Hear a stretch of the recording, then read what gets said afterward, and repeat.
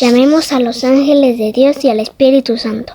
Ángeles de Dios, vengan y tomen mi frente para imprimir en mí el Espíritu Santo, y así infundirme la luz para poder comprender las verdades y el bien que estos escritos contienen. Luz de la sabiduría eterna, revélame el misterio de Dios Padre y Dios Hijo, unidos en un solo amor.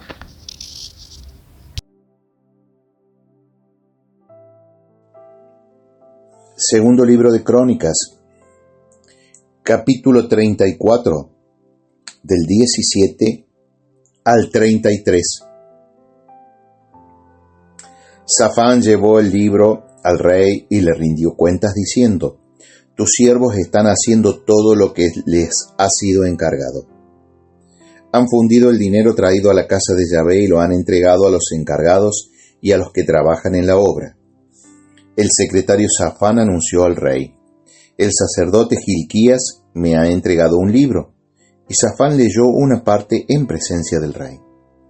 Cuando el rey oyó las palabras de la ley, rasgó sus vestidos y ordenó a Gilquías, a Ahicam, hijo de Safán, a Abdón, hijo de Micá, a Safán, secretario, y a Asaías, servidor del rey: id, consultad a Yahvé por mí y por el resto de Israel y de Judá, acerca de las palabras del libro que ha sido encontrado, porque grande es la cólera de Yahvé que se derrama sobre nosotros, pues nuestros padres no han guardado la palabra de Yahvé, haciendo conforme a todo lo escrito en este libro.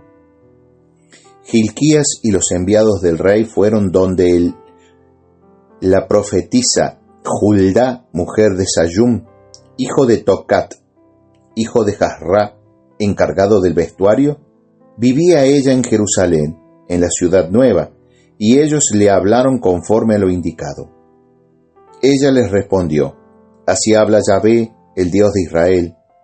Decid al hombre que os ha enviado a mí: así habla Yahvé, voy a traer el mal sobre este lugar y sobre sus habitantes, todas las maldiciones escritas en el libro que se ha leído delante del rey de Judá. Porque ellos me han abandonado y han quemado incienso a otros dioses, irritándome con todas las obras de sus manos. Mi cólera se ha derramado sobre este lugar y no se apagará. Y al rey de Judá que os ha enviado para consultar a Yahvé, le diréis: así dice Yahvé, Dios de Israel, acerca de las palabras que has oído. Porque tu corazón se ha conmovido y te has humillado delante de Dios al oír sus palabras contra este lugar y sus habitantes, y porque te has humillado ante mí, has rasgado tus vestidos y has llorado ante mí, por eso yo a mi vez he oído, oráculo de Yahvé. Voy a reunirte con tus padres y serás recibido en paz en tu sepulcro, y no verán tus ojos ninguno de los males que voy a traer sobre este lugar y sus moradores. Ellos llevaron la respuesta al rey. Entonces el rey hizo reunir a todos los ancianos de Judá y de Jerusalén. Subió el rey a la casa de Yahvé con todos los hombres de Judá y los habitantes de Jerusalén, los sacerdotes y los levitas, y todo el pueblo, desde el mayor hasta el menor, y leyó a sus oídos todas las palabras del libro de la alianza que había sido encontrado en la casa de Yahvé. Y puesto en pie junto a la columna, hizo el rey alianza en presencia de Yahvé para andar tras de Yahvé y guardar sus mandamientos, sus testimonios y sus preceptos con todo su corazón y con toda su alma, cumpliendo las palabras de la alianza escritas en aquel libro.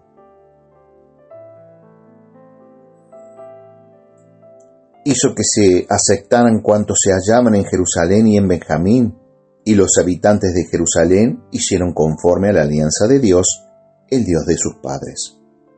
Josías hizo desaparecer todas las abominaciones de todas las regiones de los israelitas y obligó a todos los que se hallaban en Israel a servir a Yahvé su Dios. Y mientras él vivió, no se apartaron de Yahvé, el Dios de sus padres. Capítulo 35 del 1 al 18.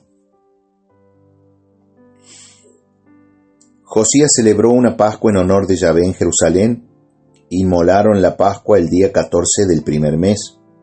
Restableció a los sacerdotes en sus ministerios y los animó al servicio de la casa de Yahvé. Dijo a los levitas que tenían inteligencia para todo Israel y estaban consagrados a Yahvé: colocad el arca santa en la casa que edificó Salomón, hijo de David, rey de Israel, porque ya no habréis de llevarla a hombros. Servid ahora a Yahvé vuestro Dios y a Israel su pueblo. Estad preparados según vuestras casas paternas y vuestras clases, conforme a lo escrito por David, rey de Israel, y lo escrito por su hijo Salomón. Ocupad vuestros sitios en el santuario según los grupos de casas paternas, a disposición de vuestros hermanos. Los hijos del pueblo, los levitas, tendrán parte en la familia paterna. E inmolad la Pascua, santificaos y preparadla para vuestros hermanos, cumpliendo la orden de Yahvé, dada por medio de Moisés. Josías reservó para la gente del pueblo ganado menor, así corderos como cabritos, en número de 30,000, todos ellos como víctimas pascuales para cuantas se hallaban presentes, y 3,000 bueyes, todo ello de la hacienda del rey.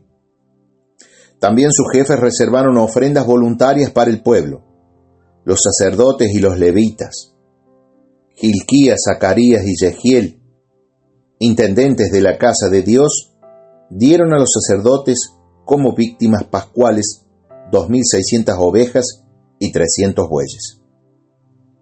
Conanías, Semaías, Natanael, su hermano, y Jasabías, Jehiel y Josabad, jefe de los levitas, reservaron para los levitas 5,000 corderos pascuales y 500 bueyes. Preparado así el servicio, ocuparon los sacerdotes sus puestos, lo mismo que los levitas según sus clases, conforme al mandato del rey. Se inmolaron las víctimas pascuales, y mientras los sacerdotes rociaban con la sangre que recibían de manos de los levitas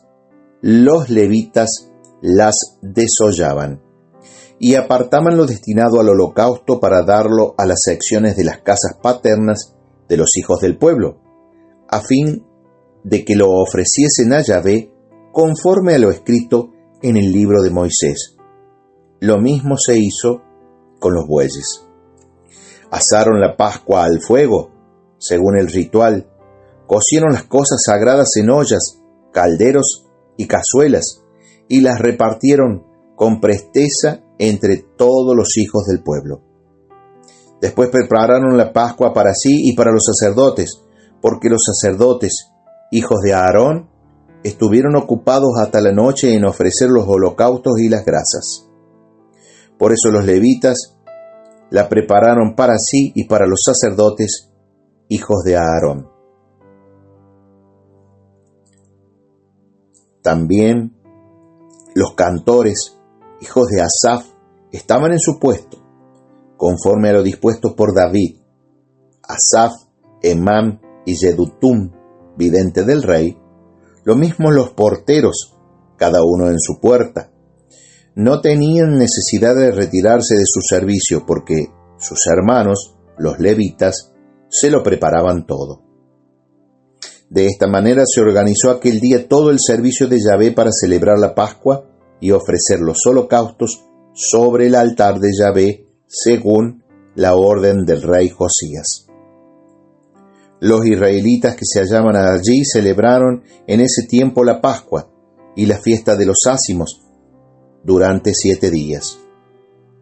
No se había celebrado Pascua como esta en Israel desde los días de Samuel, profeta, y ningún rey de Israel celebró una Pascua como la que celebraron Josías, los sacerdotes y los levitas, todo Judá e Israel, que allí se hallaban presentes, y los habitantes de Jerusalén.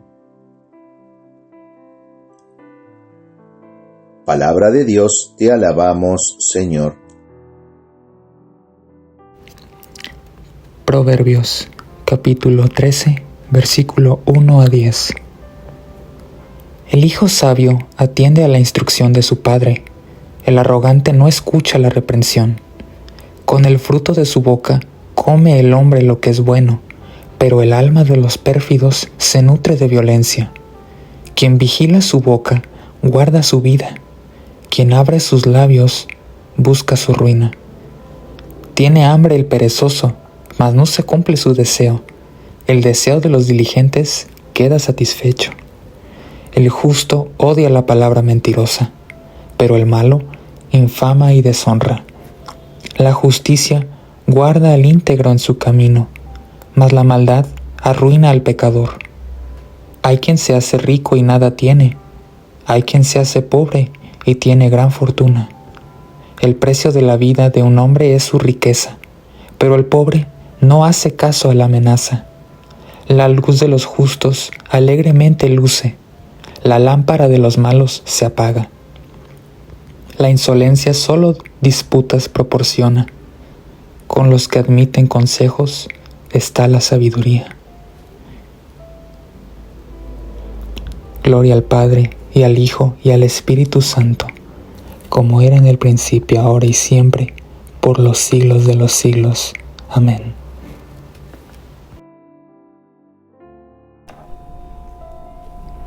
Hechos 16, 16, 40. Prisión de Pablo y Silas. Sucedió que al ir nosotros al lugar de oración, nos salió al encuentro una esclava poseída de un espíritu adivino, que pronunciando oráculos producía mucho dinero a sus amos.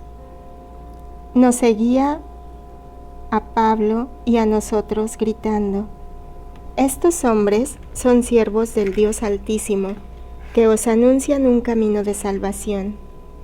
Venía haciendo esto durante muchos días. Cansado Pablo, se volvió y dijo al espíritu: en nombre de Jesucristo te mando que salgas de ella. Y en el mismo instante salió. Al ver sus amos que se les había ido su esperanza de ganancia, prendieron a Pablo y a Silas y los arrestaron hasta el ágora ante los magistrados.